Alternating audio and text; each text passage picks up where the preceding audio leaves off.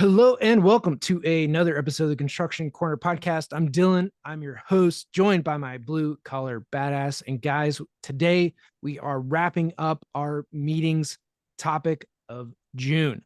So we've covered all sorts of meetings, and we're going to wrap this up with our kind of team department meetings, which are maybe a little different than the toolbox talks that we covered earlier this month. So if you haven't listened to that, go back and listen to the previous episode on Toolbox Talks, as well as the others on State of the Unions and everything meetings. So the reason Matt and I can talk to you guys about this is combined, we've done over $1 billion worth of commercial construction projects, both on design and the commercial GC side of things. And with our 40 plus years of combined experience, we've screwed things up a time or two and have learned the lessons that we're now going to give to you guys so that you don't have to learn them the hard way and can just take them and run with them without having the scars. So without further ado, Matt, how's it going, man? It's going well. Screwed things up a time or two is pretty generous, buddy. Maybe you've screwed things up a time or two. I've screwed things up handfuls and handfuls of times, so I'm fully qualified to discuss those screw ups. Yeah, I mean, usually it's man, on the design side, like most every project, it feels like you screw up so much, but it's really just it's most of the time it's feedback from the owner, like, hey, I don't like this. We want this thing over here. We don't like that choice. We want another choice. We're doing this, that, and the other thing. It's just like so much changes that some of the time it's yeah, you can do it right. Some of the time it's like we just weren't on the same page with the owner or the contractor or whoever and executing it. So there's kind of 6-1, half dozen the other on some of the design elements of like, yeah, that's not what we wanted. Okay, well, what do you want this time? Let's be clear about these things, which is why a meeting is a good thing to have to clear up that before you move forward. There you go, man. Clarity is king. So let's jump right into these team or departmental meetings. I've got my take on it, and I think I have a feeling it's going to be a little bit different than yours, just given our different sides of the table. So why don't you go ahead and start? And how do you differentiate team and departmental meetings from the rest of the litany of meetings that we have? Yeah, some of this can be where like that kind of toolbox talk, that kind of scrum meeting that's first thing in the morning that we already talked about is you might want to have some of these elements in the here, but this is really more about like your team, where your team's going, and kind of specific things around your team. This isn't like an everyday type of thing, right? The daily meetings are the nitty gritty, the in the weeds, like what are we doing today? What do we get done? What do you need? Right. That's the nitty gritty of those like toolbox talks and scrum meetings. Where I think team and departmental meetings, whether you do this on a weekly, monthly, quarterly basis, it's a very different tone than the that kind of scrum meeting, if you will. And it's more akin to like a State of the Union, but for your department, for your team and where you're going. At least that's how I kind of want to take these, is like, what's going on, guys? Where are we at? What do we need? And this could be done a bunch of different ways. I've done this in the past where it might not have been a State of the Union per se, but like we bring guys all to one location. We do some trainings, we do some outings, we go to lunch. There's kind of culture building within the team. So these you can take kind of there's a couple different cadences that can be done with these, right? There's the bring everybody in team event, team building, bonding opportunities.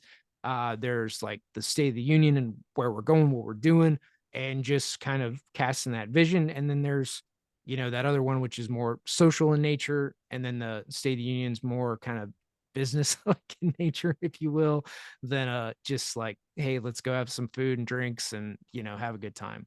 So there can be a bunch of different cadences and reasons for these team meetings, but it's, again, having that clarity around what type of team and departmental meeting is this, right? Again, it's for your team. So you're talking from, you know, 2, 3 to, 7, 8 guys, right? Like it's not for the whole company, it's your department. Like, so for, on my side, it'd be like all the electrical guys. Or for you, Matt, it'd be like all your superintendents, right? That would be the type of meeting that we're talking about. Yeah, and we do those. We split it up typically between operations and PCS, but it's the same idea. So, and I actually still sit in our PCS meetings. In our world, it's pre-construction services, is what we call our estimating and sales department.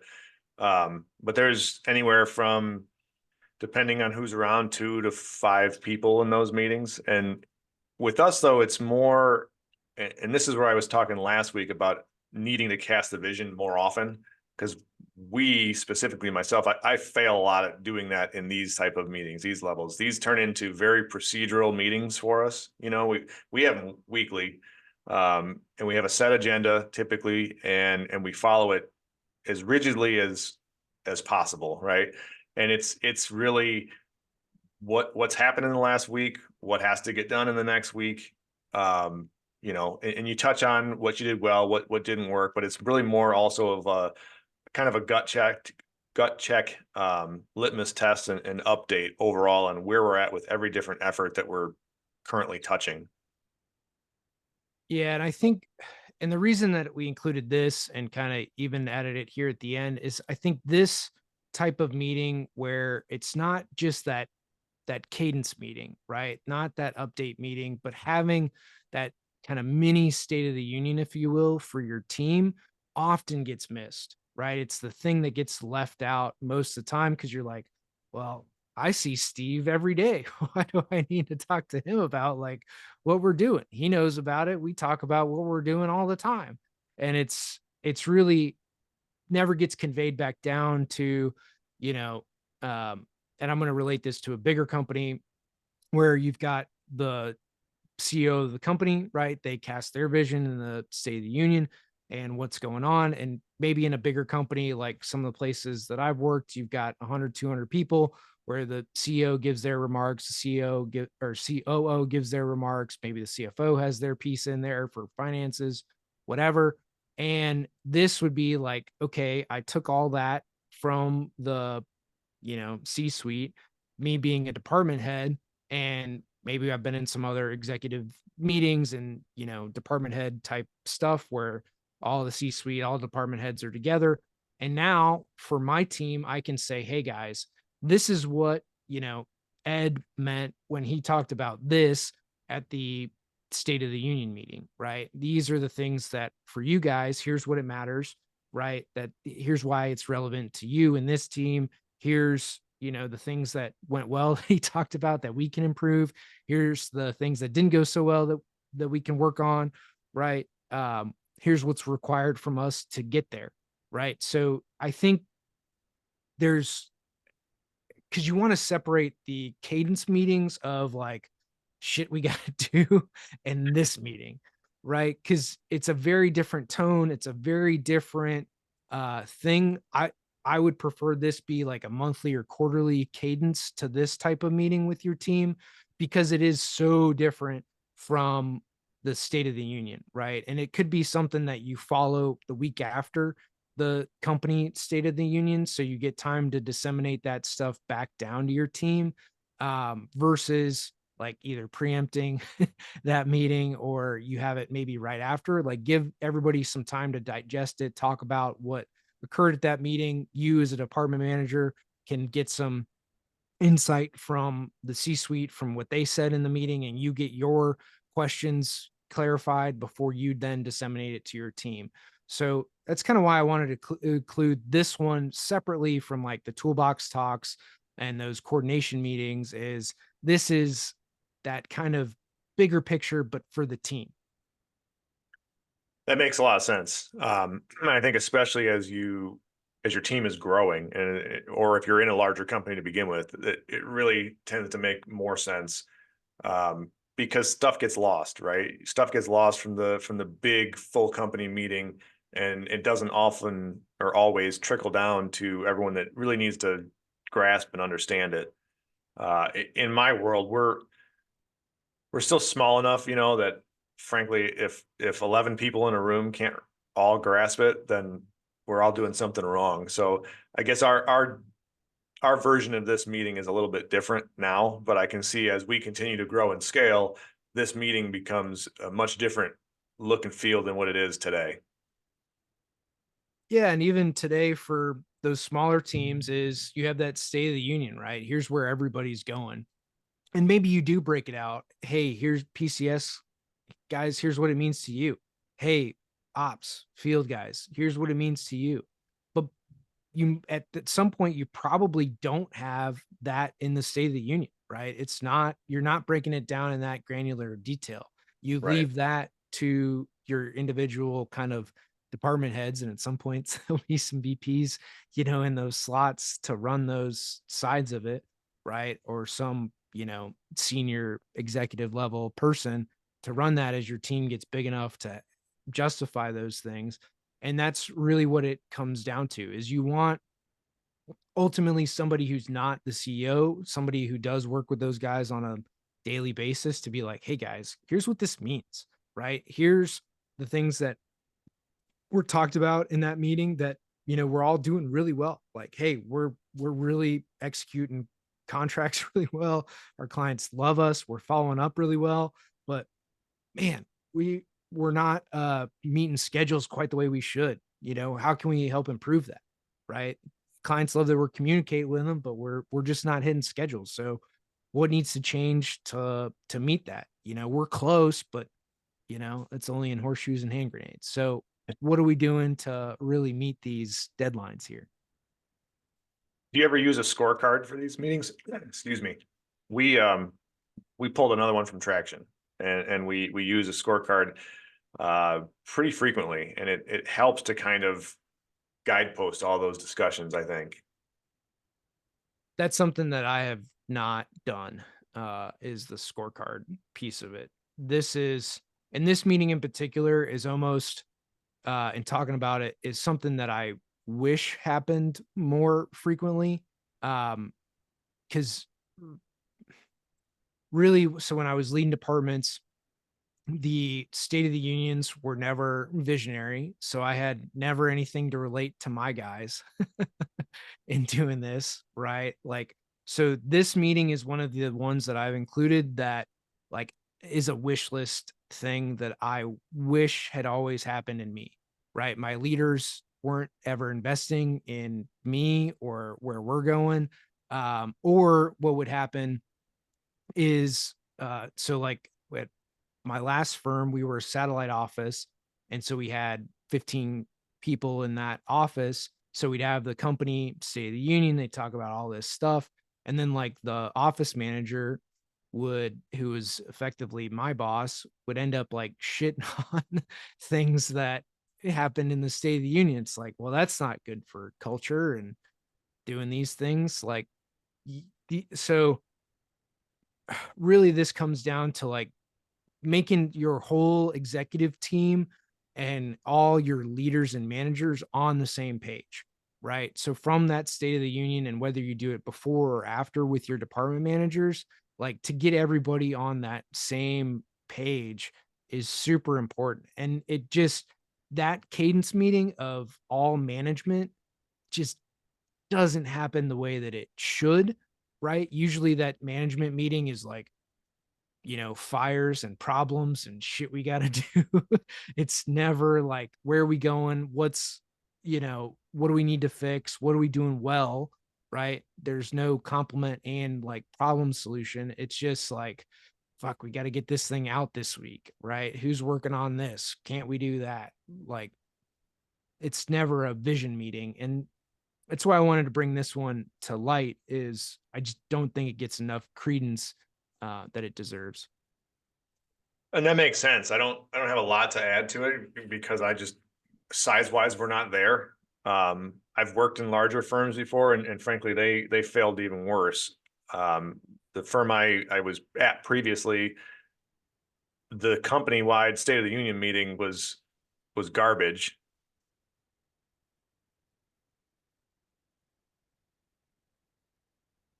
Wow, that was fun. You're back now. Okay, we'll clean that up in post. Not sure what happened. My computer went black and everything went quiet.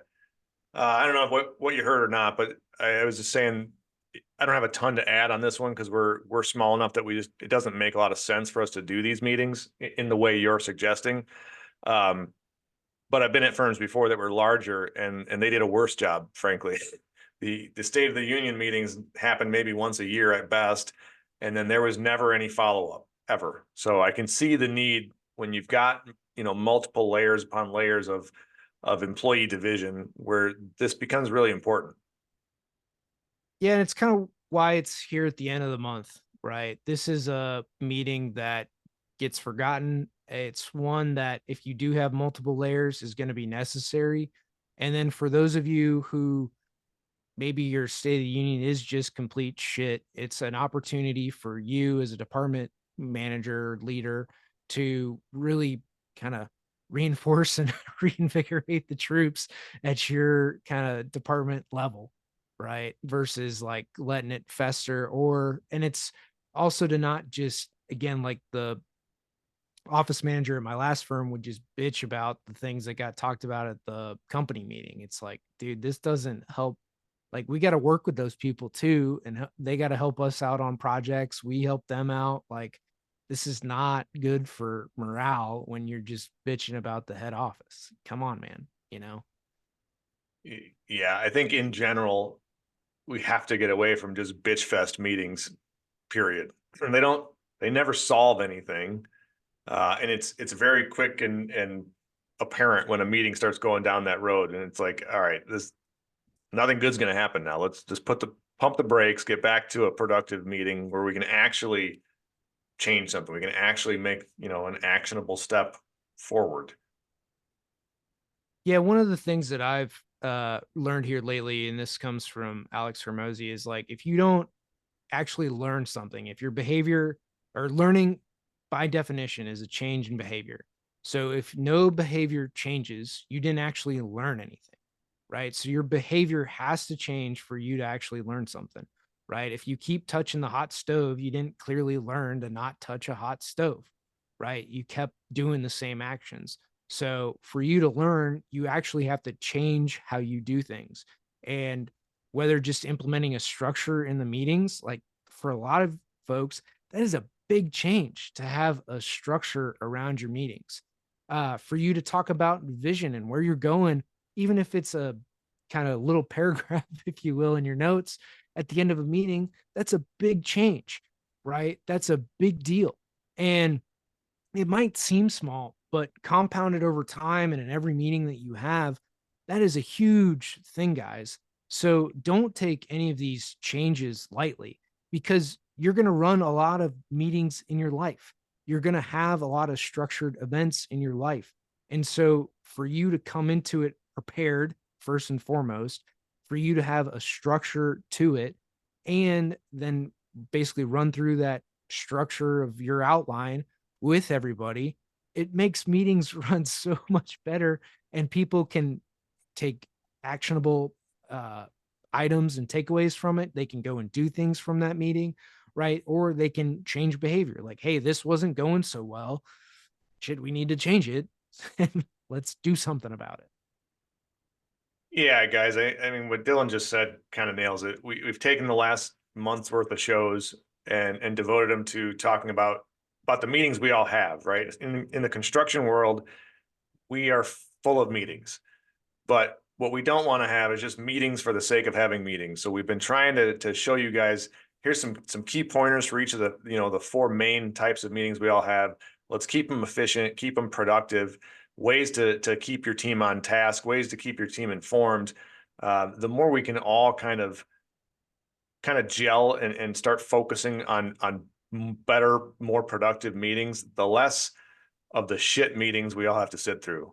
And that, I think in a nutshell is really why we devoted the last four shows to this topic, because it's not a real sexy topic by any means. It's not the most glamorous thing we've ever talked about on the show, but it's such a fact of life in this industry that I don't know, maybe everybody has a shit ton of meetings, but I feel like in the construction world, it's almost nonstop. So anything you can do to make those meetings better is going to be appreciated by everyone around you. Absolutely. I mean, meetings are important. They're a fact of life here. So run them effectively. And the other thing too is if you start to volunteer at your local civic organizations, anything like that, some nonprofits, being on a board of something, like you're gonna have to run meetings because that's just the nature of being a part of those volunteer organizations, right? Or if you go sit on city council or any of those types of things, right? School board, PTO meetings, like those are all meetings that get run and where decisions get made. You have an agenda, you run through it. It's super important. And again, it's a fact of life in that we do a lot of these in whatever organization we're a part of, not just in our day jobs. So for you to bring good kind of meeting etiquette, meeting culture to these other organizations, right? Like if you had a ended a PTO meeting with like, hey guys, the reason we do this is so that your kids aren't little pieces of shit at the end of the day, like this is why we do these and we all get on the same page and we want this to be good, right? But like it's more like who, Stacy's got the banners for the next fundraiser event is, Tommy doing the car wash, who's bringing the floats for the next parade, like it's all just structural items, not like hey, remember why we're here is to raise, good kids and for us to all be involved in that, right? There's no vision casting in parent teacher organization meeting or frankly anything. They would be better meetings if there was. It cracks some jokes in there too, like it's to have some fun with it, like interject some comedy, makes meetings go a heck of a lot better. There's not a bad meeting that occurs when people are laughing a little bit. It's just not possible. Any other big things that you want to say about meetings, Matt? I know we've probably beat this horse to death, but again, it's to the benefit of all of you to run good meetings. Yeah, I mean the horse is bleeding out rapidly, right? We've beat it and beat it, but and it's just what we've been talking about, man. Keep yourself focused, keep everything on point, but have some fun with it. Split these up into the main types of meetings that you need to have with your organization, and follow some guideposts, and things will be much more effective and much more efficient at the end of the meeting. It's really that simple, guys. Again, in the show notes are kind of our outlines for it. Feel free to take these and run with them, go back and listen, and again, implement these in your team meetings, whether you're a team of two or a team of 200, right? These are valuable instruments that you can use in setting your meetings, delivering a good message to your people, keeping them all on the same page, and more importantly, casting that vision for the future. Why should people continue to work at your firm and work on the projects that they're working on versus going somewhere else? And you're only going to do that through vision. So hopefully this helps you guys implement better meetings moving forward, and you can help invigorate your team for the good cause of creating the world that we live in. So until next time, that's this episode of the Construction Corner Podcast.